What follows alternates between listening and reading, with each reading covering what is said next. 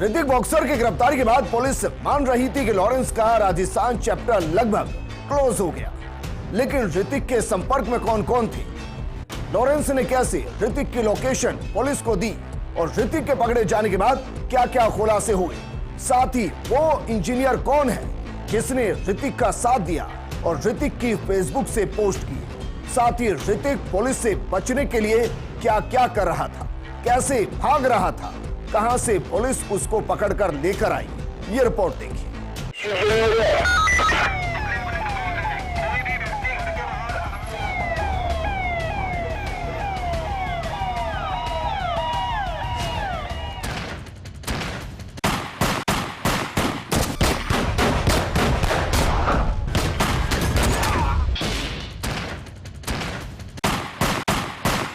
ये वो तस्वीर है जिसने सीधे तौर पर पुलिस को चुनौती दी थी। दर्जन भर से ज्यादा गोलियां जयपुर में चलाई गई थी। जगह थी जी क्लब। इसके बाद नाकाबंदी की गई, लेकिन पुलिस के हाथों से सब निकल चुके थे। ये पुलिस के लिए और भी बड़ी चुनौती थी कि अपराधी न सिर्फ फायरिंग करते हैं, बल्कि बचकर भी भाग जाते हैं। इसके बाद एक फेसबुक पोस्ट करते हैं और लिखते हैं कि राम राम जयपुर, ये जो जी क्लब पर फायरिंग हुई है वो मैंने यानी ऋतिक बॉक्सर और अनमोल बिश्नोई ने करवाई है। याद रहे सबका नंबर आएगा। जय बलकारी, लॉरेंस बिश्नोई गैंग। यानी पुलिस को खुलकर चुनौती दी गई थी, एक फायरिंग करके, दूसरा पुलिस के चंगुल से भागकर और तीसरा फेसबुक के जरिए ये बताकर कि फायरिंग करने वाले कौन हैं और कितने बेखौफ हैं। अब पुलिस को इकबाल कायम करने के लिए इन गैंगस्टर्स को सलाखों में पहुंचाना ही था, इसलिए पुलिस के चंगुल से कोई ज्यादा दिन तक बच नहीं पाया।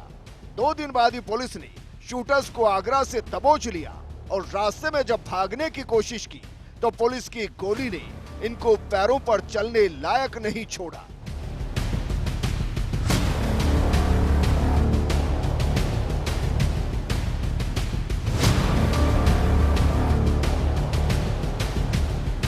व्यापारियों को एक्सटॉर्शन थ्रेट कॉल से रिलेटेड मैटर था, जिसमें प्रमुख केस था जी क्लब के ओनर पे फायरिंग होना। जी क्लब पे फायरिंग थी। उस घटना में मुख्य गैंगस्टर लॉरेंस के साथ में अब तक कुल 14 आरोपी गिरफ्तार किए जा चुके हैं। जो ये पूरे जयपुर का जो थ्रेट कॉल्स का चैप्टर शुरू किया गया था, उसमें ऋतिक बॉक्सर चूँकि मुख्य किरदार था, तो अब जो बेसिकली जिसने पूरा प्लान करके अपने गैंग के जो सदस्य बाहर थे उनके थ्रू इसने ये ऑपरेट किया, तो इसके लिए विशेष टीम जो गठित थी उनके द्वारा इसको दस्तयाब किया गया, लाके गिरफ्तार किया।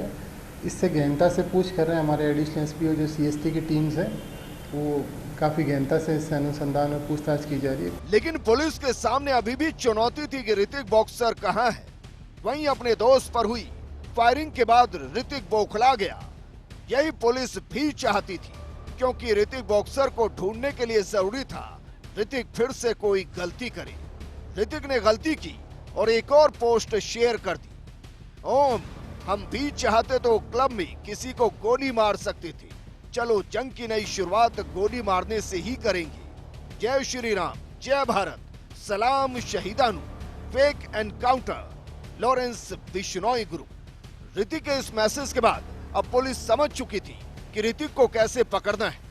इसके बाद पुलिस ने अपना जाल बिछाना शुरू किया। ऋतिक की चुनौती के बाद जयपुर पुलिस ने सोच लिया कि अब वक्त आ गया है। शहर से ही नहीं, प्रदेश के हर जिले से लॉरेंस और ऋतिक जैसे गैंगस्टर्स के गुर्गों का सफाया करना ही होगा। ऐसे में पूरे प्रदेश में सोशल मीडिया पर गैंगस्टर्स को फॉलो करने वाले युवकों को गिरफ्तार करने का अभियान चलाया गया। वहीं additional police commissioner Kailash Vishnoi ने एक स्पेशल टीम का गठन कर उसे ऋतिक की तलाश में लगा दिया। एक तरफ प्रदेश में गैंगस्टर्स को फॉलो करने वालों को गिरफ्तार किया जा रहा था, वहीं दूसरी तरफ ऋतिक की तलाश में पुलिस टीम जगह जगह दबिश दे रही थी, लेकिन पुलिस को सफलता नहीं मिल पा रही थी।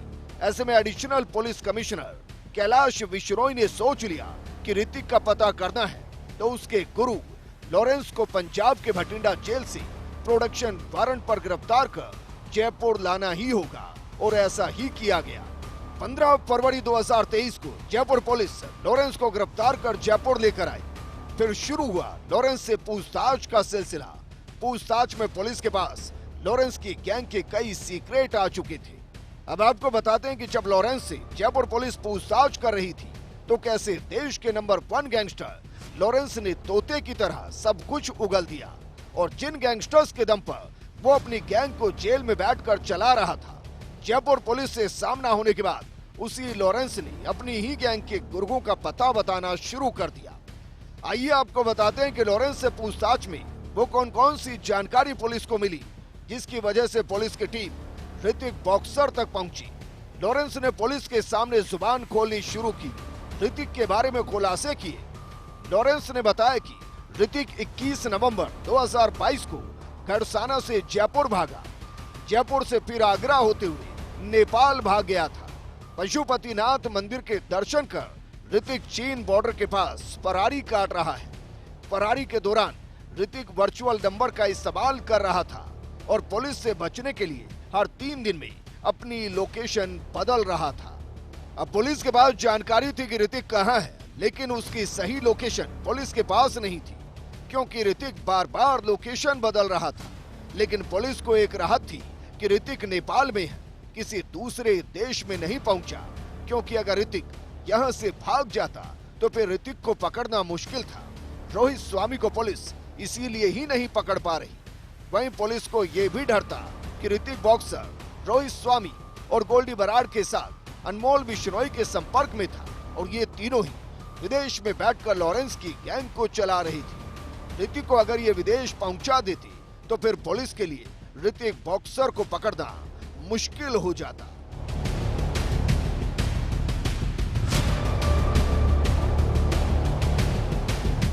पुलिस के सामने एक और चुनौती थी कि जयपुर और राजस्थान में ऋतिक के नाम पर जो पैसों की वसूली कर रहे हैं उनको पकड़ा जाए, ऋतिक के गुर्गों को दबोचा जाए, क्योंकि अगर किसी व्यापारी ने रंगदारी दे दी तो ऋतिक तक वो पैसा पहुंच जाएगा और वो फिर से अपनी लोकेशन बदल लेगा।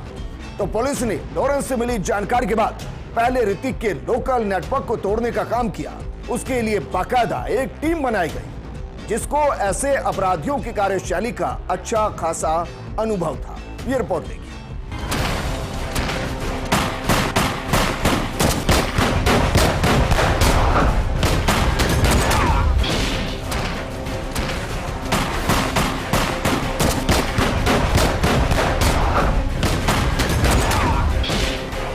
ये बदमाश इंटरनेशनल कॉल करके जयपुर के व्यापारियों को धमकी दे रही थी। पुलिस के पास सबसे बड़ा चैलेंज था कि इन व्यापारियों की जानकारी और मोबाइल नंबर से इन बदमाशों तक कैसे पहुंचा जाए। पुलिस ने इस गैंग के लोकल नेटवर्क को तोड़ना शुरू कर दिया। इसे लेकर जयपुर कमिश्नरेट पुलिस ने इन अपराधियों को पकड़ने के लिए 18 पुलिस कर्मियों की एक SIT बनाई। इस टीम में 2 ASP स्तर के अधिकारी, 12 CI शामिल किए। ये वो पुलिस के अधिकारी थे जो कई बार इन बदमाशों से लोहा ले चुके थे। फिर पुलिस ने लॉरेंस की गैंग की लोकल बदमाशों को पकड़ना शुरू किया। इससे ऋतिक का नेटवर्क जयपुर और राजस्थान में टूटता चला गया। इसकी वजह से ऋतिक को लोगों ने पैसा देने से भी मना कर दिया, जिसके बाद ऋतिक बॉक्सर खुद एक बड़ी वारदात करने वाला था। 24 फरवरी को जयपुर पुलिस को सूचना मिल चुकी थी ऋतिक नेपाल में है, लेकिन पुलिस के पास ऋतिक की पिन पॉइंट लोकेशन नहीं थी। इसलिए पुलिस ऑपरेशन को अंजाम नहीं दे पाई, क्योंकि पुलिस को लग रहा था कि इससे ऋतिक चंगुल से निकल सकता है। लेकिन पुलिस के पास 50 के आसपास वो नंबर थे जिन पर ऋतिक बॉक्सर बात कर रहा था। ये वो बदमाश थे जो ऋतिक की सहायता कर रही थी। पुलिस ने इनको एक एक करके पकड़ना शुरू किया। ऑलमोस्ट हमने इसमें इतनी गहनता से अनुसंधान कराया, न केवल जयपुर, पूरे प्रदेश भर में जहाँ भी इनका कोई सदस्य किसी भी रूप में एक्टिव रहा है, इनका सहयोग किया है या अंडरग्राउंड रहते हुए इनका काम देख रहा था, उन समस्त व्यक्तियों को विभिन्न विभिन्न जिलों को सूचनाएं दे करके उनकी भी गिरफ्तारी कराई है, उनके खिलाफ भी प्रभावी कार्रवाई कराई है। और चूंकि मेन कहानी जयपुर से शुरू हुई थी तो इसलिए जयपुर में जो महत्वपूर्ण गिरफ्तारियाँ थी वो जयपुर में इस केस में की गई है। तो डेफिनेटली इसका आने वाले समय में फ़र्क पड़ेगा। और दूसरा, चूँकि इनका पूरा रिक्रूटमेंट जो था बेसिकली सोशल मीडिया के माध्यम से किया जाता था, तो उसको भी रोकने के लिए हमने सोशल मीडिया मॉनिटरिंग, हमारे जो सेल्स हैं वो रेगुलरली मॉनिटरिंग करते हैं, इनके जितने अकाउंट्स हैं उनको पीछा किया जाता है, उनका मीडिया मॉनिटरिंग करते हैं, और वहाँ जैसी भी कोई गतिविधि नहीं होती है तो उनको ला करके कार्रवाई शुरू कर देते हैं। तो डेफिनेटली आने वाले समय में इस तरह की गतिविधियाँ बिल्कुल राजस्थान में नहीं होंगी। इसे ऋतिक कमजोर होता चला गया। ऋतिक के पास पैसे खत्म हो गए थे। ऋतिक अब समझ चुका था कि पुलिस ने उसका नेटवर्क पूरे तरीके से तोड़ दिया और अब उसके पास एक ही ऑप्शन है कि उसे खुद ही पैसों का इंतजाम करना होगा। और इसके लिए ऋतिक तय करता है कि वो खुद व्यापारी को धमकी देगा। ऋतिक ने एक व्यापारी को धमकी दी और 2 दिन में पैसा नहीं देने पर फायरिंग करने की बात कही। इस घटना को करने के लिए ऋतिक खुद जयपुर आने वाला था। ये जानकारी पुलिस को भी मिल चुकी थी। बस यही सुराग काफी था ऋतिक तक पहुंचने के लिए, और जयपुर की पुलिस टीमें निकल चुकी अपने मिशन पर। 20 मार्च को जयपुर पुलिस को सफलता मिल गई और ऋतिक को दबोच लिया गया नेपाल के रक्सौल बॉर्डर पर, और फिर लाया गया इस गैंगस्टर को जयपुर। जयपुर आने के बाद इस गैंगस्टर की पूरी क्राइम कुंडली खुलने लगी। इस दौरान जो खुलासा हुआ उसने पुलिस के सामने एक और चेहरे को लाकर खड़ा कर दिया। जब ऋतिक बॉक्सर से पूछा गया कि फेसबुक पर जो धमकी दी गई वो कहां बैठकर दी गई, क्योंकि फेसबुक भारत से नहीं कहीं बाहर से चल रही थी, तो ऋतिक ने खुलासा किया कि ऋतिक ने पुलिस को बताया देश और विदेश के कई युवा उसकी गैंग में शामिल हैं। उसे डर था कि सोशल मीडिया पर पोस्ट अपलोड करने से उसकी लोकेशन पता चल जाएगी। इसकी वजह से उसने एक फॉलोअर के माध्यम से फायरिंग की जिम्मेदारी ली। जयराम नाम का लड़का उसकी पोस्ट को लगातार लाइक कर रहा था। ऋतिक ने जयराम से संपर्क कर उसे गैंग से जोड़ दिया। जी क्लब पर फायरिंग के बाद ऋतिक ने एक पोस्ट बनाकर जयराम को भेजी। पोस्ट के साथ ही अपने अकाउंट की आईडी और पासवर्ड भी भेज दिया। उसके बाद जयराम के जरिए ऋतिक ने यूएस से पोस्ट करवाकर फायरिंग की जिम्मेदारी ली। इसके बाद जब पुलिस न सिर्फ जयराम के बारे में जानकारी जुटाने में लग गई, साथ ही ये भी जानने में लग गई कि ऋतिक के साथ सोशल मीडिया पर और कौन कौन युवा है जो इस तरीके से अपराध की दुनिया में जाने अनजाने में फंस गए या फिर शामिल हो गए। जयपुर शहर में करीब 800 ऐसे व्यक्ति चिन्हित किए गए थे जो इनको किसी न किसी परोक्ष रूप में प्रोत्साहित करते थे या सहयोग करते थे, या आने वाली टीम में आने वाले समय में इनके सदस्य बन सकते थे, एक्टिव मेंबर्स। उनको रोकने के लिए संबंधित थानों को सूचियाँ प्रोवाइड की गई थी, उनको लाए गए थे। जो माइनर थे उनकी काउंसलिंग भी हुई है। जो मेजर थे जिनका किसी तरह का अपराध में सहयोग था उनके खिलाफ में दर्ज करके उनको मुकदमे दर्ज करके बंद भी किया गया है। तो उस कार्रवाई को निरंतर हमारा सोशल मीडिया मॉनिटरिंग सेल है वो जारी है इसमें। इसके बाद जयराम के बारे में जो जानकारी लगी वो और भी चौंकाने वाली थी। जयराम अभी अमेरिका के ओरलैंडो में इंजीनियरिंग की पढ़ाई कर रहा है। सोशल मीडिया पर ऋतिक बॉक्सर के संपर्क में था। जयराम के पिता शंकरलाल 6 साल पहले कंस्ट्रक्शन का काम करने जापान गए थे। फरवरी 2022 में करीब 1 करोड़ कमाकर वापस राजस्थान लौटे। इनमें से 35 लाख रुपए खर्च कर बेटे जयराम को पढ़ाई के लिए विदेश भेजा। जयराम सुजानगढ़ में रहने के दौरान ही ऋतिक के संपर्क में आया था। सिर्फ जयराम ही नहीं बल्कि ऋतिक की बहन भी ऋतिक का सोशल मीडिया अकाउंट चलाती थी। लेकिन जयराम के खुलासे के बाद पुलिस ने करीबन 200 युवकों को ट्रेस किया जो कि ऋतिक को फॉलो करते थे। पुलिस ने उन तमाम युवकों की काउंसलिंग की और ये सोचा कि प्रदेश में किस प्रकार से युवकों को गैंग्स के प्रति आगे बढ़ने से रोका जाए, उनको सोशल मीडिया पर फॉलो करने वालों को गिरफ्तार किया जाए। और वही हुआ। गैंगस्टर को फॉलो करने वाला हर व्यक्ति अब गिरफ्तार होने लगा। ऋतिक बॉक्सर पुलिस के चंगुल में आ चुका था। कमाल की बात यह है कि जो ऋतिक लॉरेंस के लिए काम करता था उसी लॉरेंस ने ऋतिक तक पुलिस को पहुंचाया, और जो जयराम ऋतिक के कहने पर अपराध की राह पर आया उसके नाम का खुलासा ऋतिक ने किया। ये हम इसलिए आपको बता रहे हैं कि जो युवा इन अपराधियों को रोल मॉडल मानते हैं वो ये समझ ले कि जब ये पुलिस के चंगुल में फंसते हैं तो कैसे भीगी बिल्ली बन जाते हैं। तोते की तरह पुलिस के सामने सब कुछ बक देते हैं। लेकिन ऋतिक ने कौन कौन से अपराध किए थे और वो नेपाल से कहां भागना चाहता था ये भी आपको बताएंगे। एक छोटे से ब्रेक के बाद जल्द लौट रहे हैं।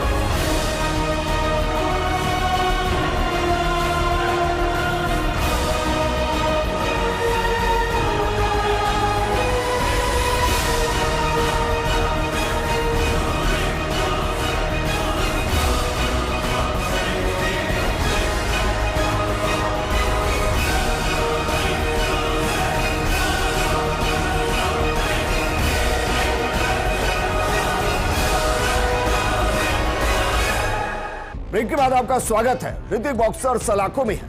आज के वक्त में ऋतिक का गुरु लॉरेंस भी सलाखों में है। देर सवेर रोहित स्वामी और अनमोल बिश्नोई भी सलाखों में होंगे। लेकिन ऋतिक नेपाल से कहां भागने वाला था और अभी तक ऋतिक बॉक्सर ने कौन कौन से अपराध किए हैं, ये भी आपको बताते हैं। ये रिपोर्ट देखिए।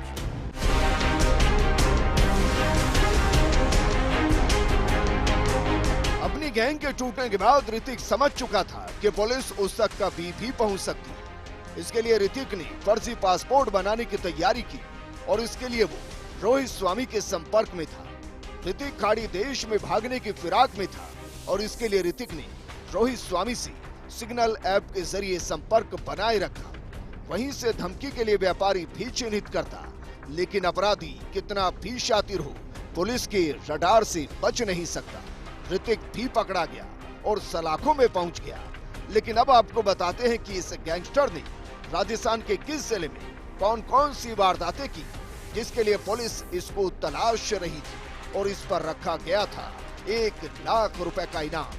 साल 2020 लॉरेंस गैंग के वीरेंद्र उर्फ काला राणा ने थाईलैंड से रंगदारी मांगी। फोन कर गंगानगर के व्यापारी एलडी मित्तल से 1 करोड़ रुपए की रंगदारी मांगी गई।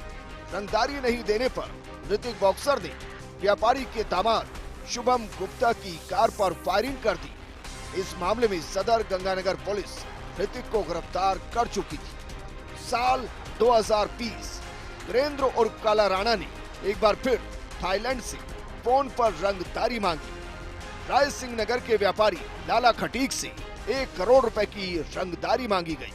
रंगदारी नहीं देने पर ऋतिक ने अपने साथियों के साथ मिलकर व्यापारी पर फायरिंग की। इस मामले में भी पुलिस ऋतिक को गिरफ्तार कर चुकी थी।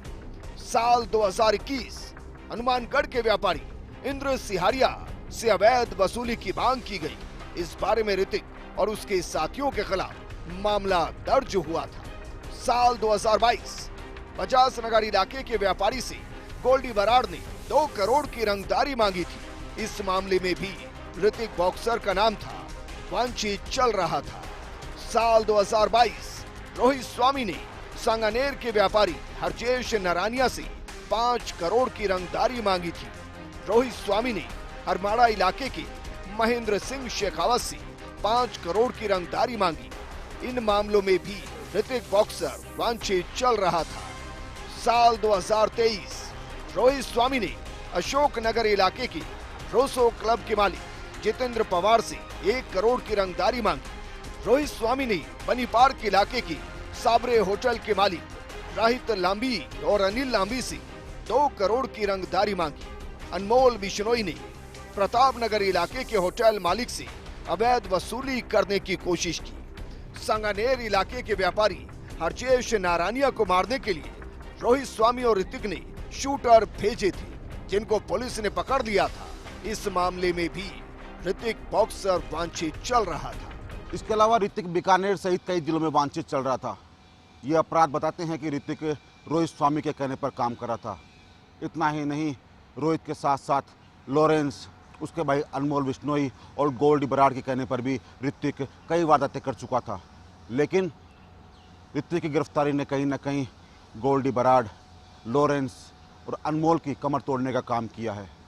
लेकिन ये स्पष्ट हो चुका है कि इन सबका लीडर केवल एक था, वो है लॉरेंस। गैंग्स ऑफ राजस्थान में फिलहाल इतना ही। राजस्थान में पुलिस ने वर्तमान में हर बड़े गैंगस्टर को सलाखों में डाल दिया है। ये बताता है कि कोई भी गैंगस्टर कानून से बड़ा नहीं और पुलिस के हाथों एक दिन उसका गिरेबान आना ही है। और ये उन युवाओं के लिए सबक है जो ये सोचते हैं कि जल्द पैसा कमाने और ताकत हासिल करने के लिए इन गैंगस्टर्स की गैंग में शामिल हो जाए। अगर वो ऐसा करेंगे तो उनका भी अंत इन गैंगस्टर्स की तरह ही होगा। या तो वो सलाखों में सांसों को कैद कर जाएंगे, या फिर किसी गैंग वार में मर जाएंगे, या फिर देश छोड़कर छुपने को हमेशा के लिए मजबूर हो जाएंगे। गैंग्स ऑफ राजस्थान में इतना ही। आप बने रहिए फर्स्ट इंडिया न्यूज के साथ। जय हिंद।